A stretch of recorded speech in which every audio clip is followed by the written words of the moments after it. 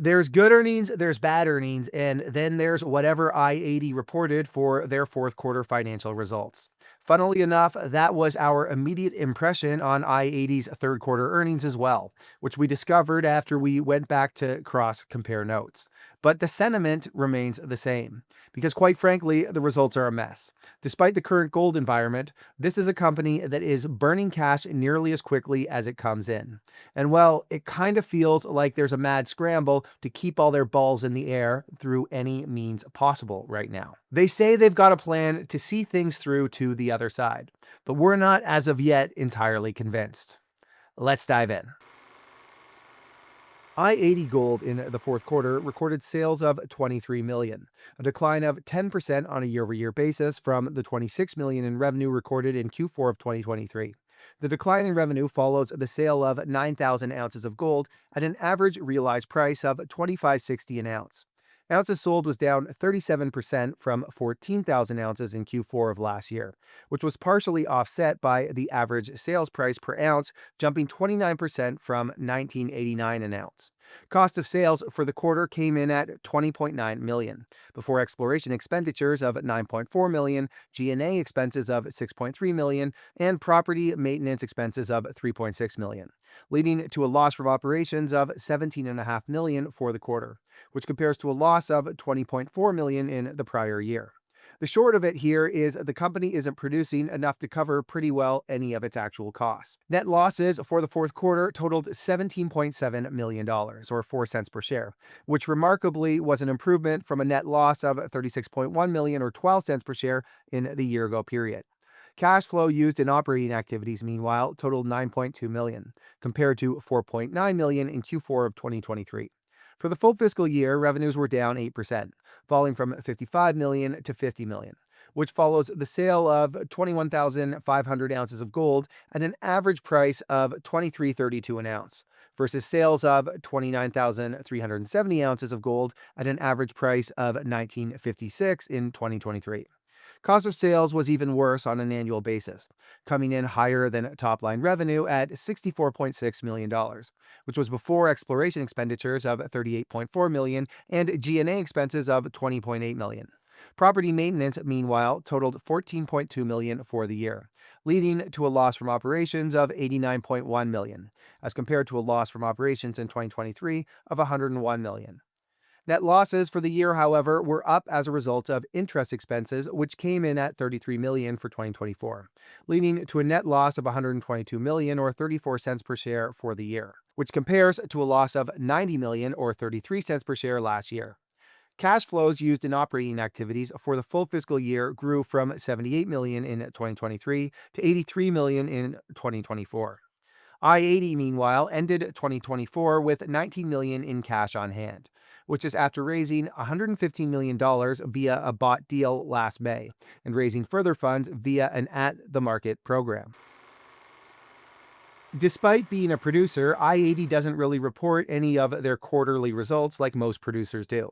Rather than provide production numbers, they just tell us how much gold was sold from a given asset in whatever quarter they are reporting. I suppose the assumption here is that all gold produced will be sold. Anyways, within the fourth quarter, i-80 had 3 producing mines: Granite Creek, Ruby Hill, and Lone Tree. Granite Creek, where the company is operating an underground mine that is in the process of ramping production, saw total gold sales of 5,500 ounces in the fourth quarter. While cash costs and all-in sustaining cost figures weren't provided, the company stated that total cash costs on a per-ton basis came in at $151 for the fourth quarter, versus $136 a ton in the year-ago period. As for grades, oxide material was said to have improved from 10.88 to 13.02 grams per ton, while sulfide material improved from 8.59 to 9.77 grams per ton. Ruby Hill, meanwhile, saw 1,611 ounces of gold sold, versus 1,862 ounces in the prior fourth quarter. Production costs here grew from $879 an ounce last year to $1,198 an ounce this year, with production coming from heap leach pads that continue to be depleted, with no actual mining occurring on site currently. Finally, Lone Tree produced 1,859 ounces of gold at a cost of $622 an ounce in Q4, with production again coming from depleting heap leach pads. For the full fiscal year, Granite Creek sold 10,961 ounces at production costs of $192 a ton versus 16,502 ounces in 2023 at costs of $197 a ton. Ruby Hill sales totaled just 3,618 ounces, which was barely half of 2023's production of 6,643 ounces, while the cost of that production rose from $11.67 to $23.44 an ounce. Lone Tree, meanwhile, saw sales of 6,948 ounces of gold at costs of $852 an ounce versus 6,225 ounces in 2023 that were produced at a cost of $11.06 an ounce. If you were able to follow along to that mess, well, congratulations, because making heads or tails of this situation is a headache, and yet it gets worse. Granite Creek, over the course of 2024, was plagued with water problems, which resulted in lower than expected production levels. The problem forced the company to spend funds and efforts on expanded pumping capacity, deepening a dewatering well, drilling a new dewatering well, and reworking the entire dewatering system to allow for a higher flow capacity. Further upgrades are needed yet this year in an effort to support higher extraction rates, which means further capex spending and, well, more money that needs to be obtained to support it. So how is 2025 shaping up? i-80 publicly seems quite optimistic.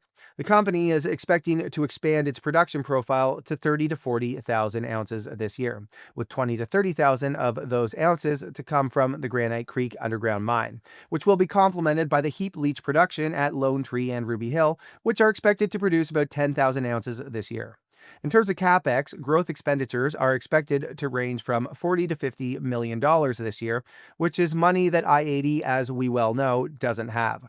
These expenditures, as a result, are subject to available resources and are said to prioritize 1. Advanced permitting activities, 2. Feasibility studies, and 3. Development work at the Archimedes underground project, which is part of Ruby Hill. Longer term, the company is aiming to have a production profile of 400 to 500,000 ounces by the end of the decade, which is to be achieved by the development of 5 separate projects, the PEAs for which were all recently released. 3 underground mines and 2 open pit mines are set to be developed in an effort to reach that goal. But that takes substantial capital, which is why a recapitalization plan is said to be in the works, with discussions claimed to be ongoing with several parties on a number of different financing options. Such options are said to include a senior lending facility, royalty sales, non-core asset sales, working capital facilities, and terming out the 2025 quarterly gold prepays. In other words, the company is open to anything as it scrambles to secure the funds it needs to stay alive. And as part of that plan, the company entered into a new gold and silver prepay arrangement with National Bank on March 31st. Basically, the bank agreed to prepay for the delivery of 6,800 ounces of gold and 345,000 ounces of silver, which are to be delivered by September 30th. In exchange, the funds from that prepay agreement will be used to settle deliveries owed to Orion Mine Finance under a different prepay facility, the payment for which was due March 31st. In other words, they managed to stave off a default on a facility for a 6-month period. All right, so let's wrap it up. Speaking frankly, i-80 is in the middle of a shitstorm, and a path to the other side doesn't look particularly clear right now. They continue to record substantial losses while burning through impressive amounts of cash. How long can they keep it up is anyone's guess. The biggest challenge here, by and large, will be securing further funds to keep the dream alive. But that task has been made even harder by their demonstrated ability to burn through that cash just as fast as it comes in, which doesn't exactly inspire investor confidence. All right, everybody, thanks for watching. As always, if you enjoyed this comment, please smash that like button. Also, if there's stories you want us to cover, please let us know in that comment section. Thanks for watching, everybody.